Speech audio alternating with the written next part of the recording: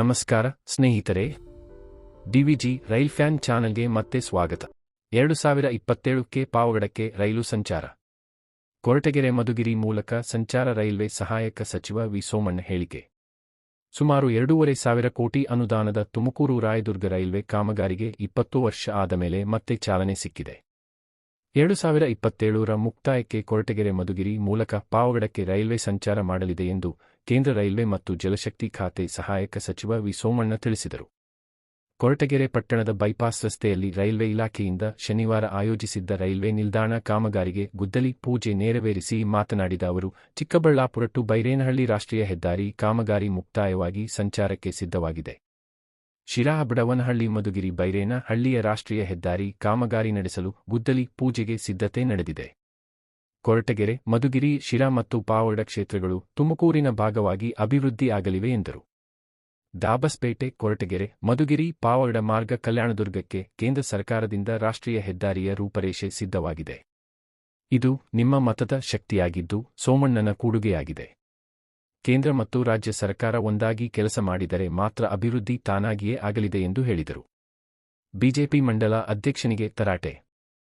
Railway ನಿಲ್ದಾಣದ 2ನೇ ಬಾರಿ ಭೂಮಿ ಪೂಜೆ ಕಾರ್ಯಕ್ರಮ 12:10ಕ್ಕೆ ಆರಂಭವಾಗಿ ಜನರಿಲ್ಲದೆ 12:45ಕ್ಕೆ ಮುಕ್ತಾಯವಾಯಿತು. ವೇದಿಕೆಯ ಮುಂಭಾಗ ಜನರಿಲ್ಲದನ್ನು ಗಮನಿಸಿದ ವಿ ಸೋಮಣ್ಣ, ಬಿಜೆಪಿ ಮಂಡಲ ಅಧ್ಯಕ್ಷ ರುದ್ರೇಶ್ಗೆ ನನ್ನ ಕಾರಿನಲ್ಲಿ ಸಂಚಾರ ಮಾಡೋದನ್ನ ಬಿಟ್ಟು ಕಾರ್ಯಕರ್ತರನ್ನು ಸೇರಿಸುವ ಕೆಲಸ ಮಾಡಿ ಎಂದು ತರಾಟೆಗೆ ತೆಗೆದುಕೊಂಡ ಘಟನೆ ನಡೆಯಿತು. ಇದು ಅಹಂಕಾರದ ಪರಮಾವಧಿ ಅಲ್ಲದೆ ಮತ್ತೇನು? ಪ್ರಶ್ನೆಯೊಂದಕ್ಕೆ ಉತ್ತರಿಸಿದ ಸಚಿವ ವಿ ಸೋಮಣ್ಣ, ವಿದೇಶ ಮತ್ತು ಬೇರೆ ರಾಜ್ಯಗಳಿಂದ ಬಂದು ಎಲ್ಲೋ ನೆಲೆಸಿ ನಂತರ ನಮ್ಮದೇ ರಾಜ್ಯದಲ್ಲಿ ನಮ್ಮ ಮೇಲೆಯೇ ಅಧಿಕಾರ ಚಲಾಯಿಸುತ್ತಾರೆ.